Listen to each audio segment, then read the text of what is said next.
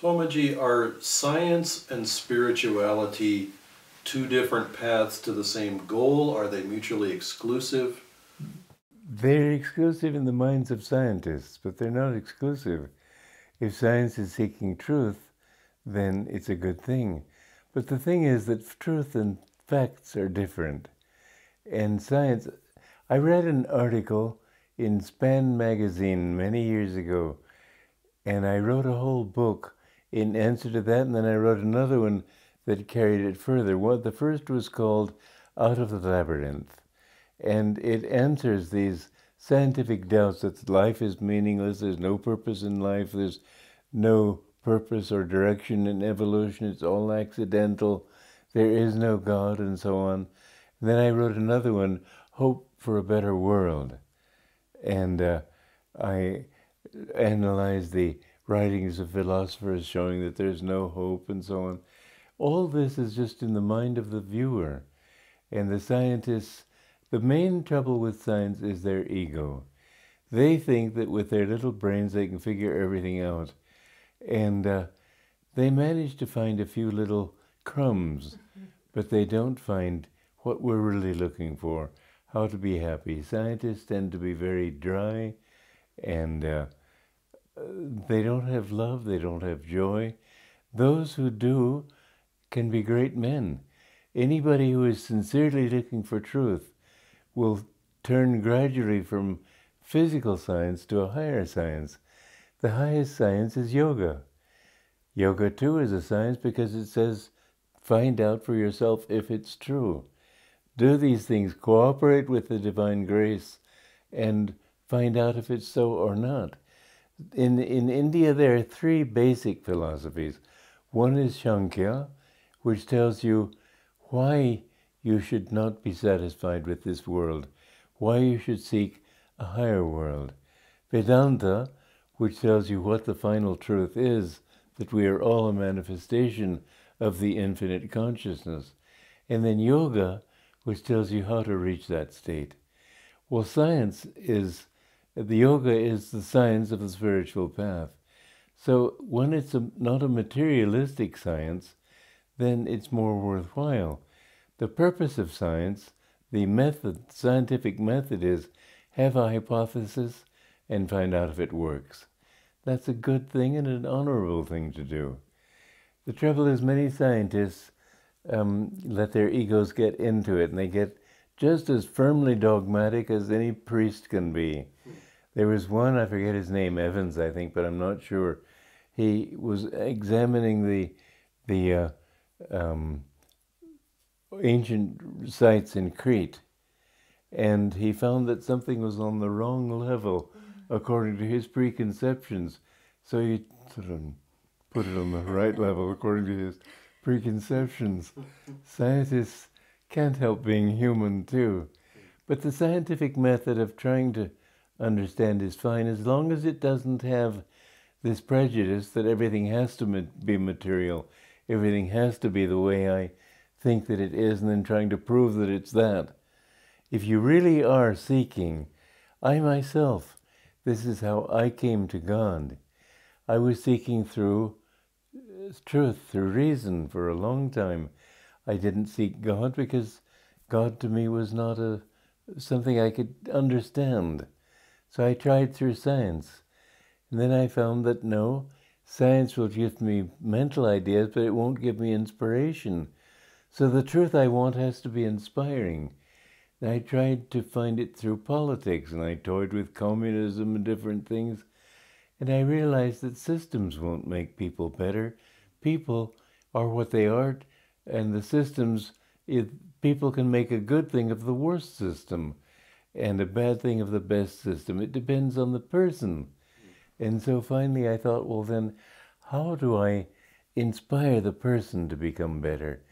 And I was thinking through the arts, and I was very much into painting, architecture, sculpture, music. I myself have written a great deal of music, over 400 pieces. In literature, I wanted to be a poet and a playwright. But more and more, I came to understand that that truth has to be something that will change me, that will inspire me. And I wanted to be a playwright. I thought, I don't know truth. Why should I flood the world with my ignorance? And so I gave up playwriting. And I finally came to the point where I understood that without God, it's like a string that you want to use to tie something is just a bit too short. And everything, the string was just too short. Without God, there could be no answer to anything. And I looked back over history, and the people who had really had an impact on society, on civilization, all of them had been spiritual figures. Jesus Christ, Buddha, Krishna, all of them. And I thought, then I have to seek God. And I remember at the time, I thought nobody has ever sought God before. I thought, am I going crazy? I remember going out into the night and trying to think, what can God be? I realized he has to be consciousness, and that I am conscious because he is conscious. And therefore, my consciousness must be a part of his consciousness. And then the goal of life must be to open myself to his consciousness, to make myself more in tune with that consciousness and have more of that. And I decided then that the purpose of my life has to be to seek God. And I thought I was going crazy, but I finally reached the point where I thought, well, even if I go crazy, this is the only thing that makes any sense to me. I've got to. I was really desperate. It doesn't, telling the story now doesn't say much, but I was absolutely desperate to know what this is all about. And that I was being a scientist.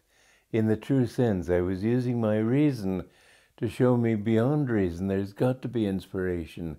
And where that inspiration comes from has to be from he. And God helped me in that. I could never have made such a change if my parents had been with me. I was very young then, 21 years old. My father was sent to Egypt to explore for oil. The very day that I put my mother on the ship to join him, I was 22 by then, I came upon Autobiography of a Yogi. I went uptown New York, went into a bookstore there and saw this book, and it completely changed my life. I didn't know anything about Indian teachings, and I'd read a little bit, just enough to know that it rang true. But I took the next bus across the country, and my life was changed from then on. That was 64 years ago. But Swamiji, when the Bible says that man is made in the image of God, does it mean that consciousness? It does mean that consciousness. You know, there's a very curious thing, too. You know, the people who've been found these, I mean, I don't know much about UFOs, but everything I've read says that people have seen people from outer space, and they have more or less the same form we do. Well, if Darwin was right, they couldn't have the same form. This human form is just an accident, but there is a reason for it. Yogananda said that in a sense, we are also made in the image of God, and he put it in this way. You know, when people have a near-death experience, they see a tunnel, and they go through this tunnel. The way the soul comes into the physical body, it comes through the medulla oblongata. It goes into the brain, it goes down the spine, out into the afferent and efferent nervous system to create the flesh and blood and everything else. So when you go back to God, you have to go up the spine. That spine is the tunnel. And then, this is the seat of ego, but the superconscious is centered here. And when you're very deep in meditation, you see the reflection of the energy coming in through here as what is known as the spiritual eye. And this spiritual eye has a golden exterior ring, which represents the astral world. You go through that, that becomes a tunnel. And you go through that and you see a blue ring. And in that, the astral, that's the causal world. And you go through that and you come to what is actually and literally a 5-pointed star, when you see it perfectly. This is why the wise men in the East, they've said they have seen his star in the East. And the star that led them to the cradle in Bethlehem, they were going westward. There's a clue in the Bible there. They saw it in the east, they followed it eastward, they were going westward. It's here that they saw it. This is the east of the body. And when you see that five-pointed star, this is the highest consciousness, cosmic consciousness. And the reason that they saw his star was that he was coming from that highest consciousness. Now man is, in a sense, like a five-pointed star. In this sense, we are made in the image of God. We have a head and two legs, two arms, makes a five-pointed star. And we have to understand that we too are children of God. Not this physical body, but that star, that divine consciousness out of which we have come.